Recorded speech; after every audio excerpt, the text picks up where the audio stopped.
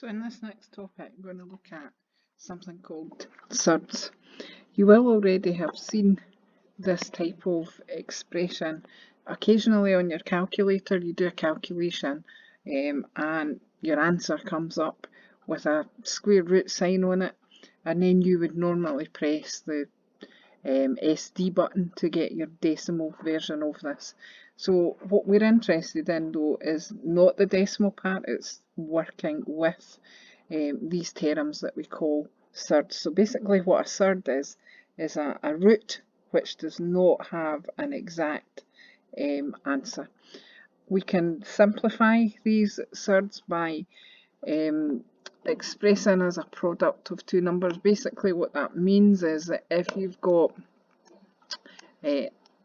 or can spot two factors of a number, then you are looking for one of those factors to be a perfect square, and you will find you need to know your square numbers. This will really help you with this type of thing.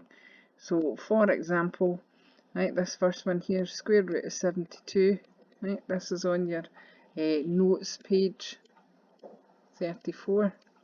So you're looking for what factor of 72 is a perfect square, and you can hopefully spot that 36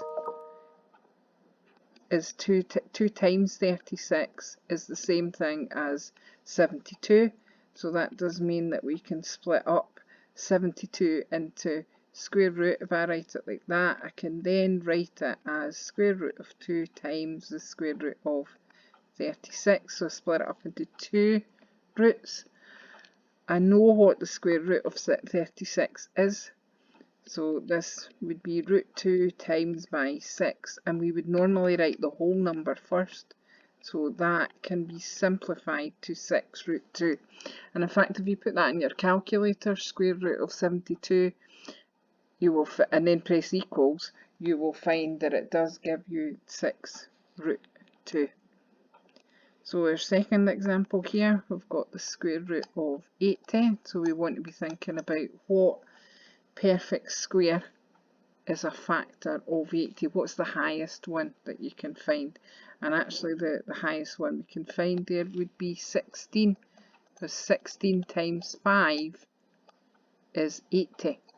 Once you've written the 80 as 16 times 5, you then want to split that up into square root of 16 times by square root of 5. 16 is a perfect square, so we get 4. The root 5 is not, so we just leave it as 4 square root 5. So that is us simplifying our surd. So we're not using decimals, we leave our answer in this way. For the square root of 200, we want to be looking for, again, the highest common factor. The highest factor there that's a perfect square would be 100. So if you wrote 200 under the square root sign as 100 times 2, that would allow us to write that as the square root of 100 times by the square root of 2, which is 10 times root 2, which we would write as 10 root 2. The last one, for 99, square root of 99, you want to be writing that as 9 times 11, because 9 is a perfect square, and then we split that up into root 9 times root 11, which we can then write as 3 times root 11.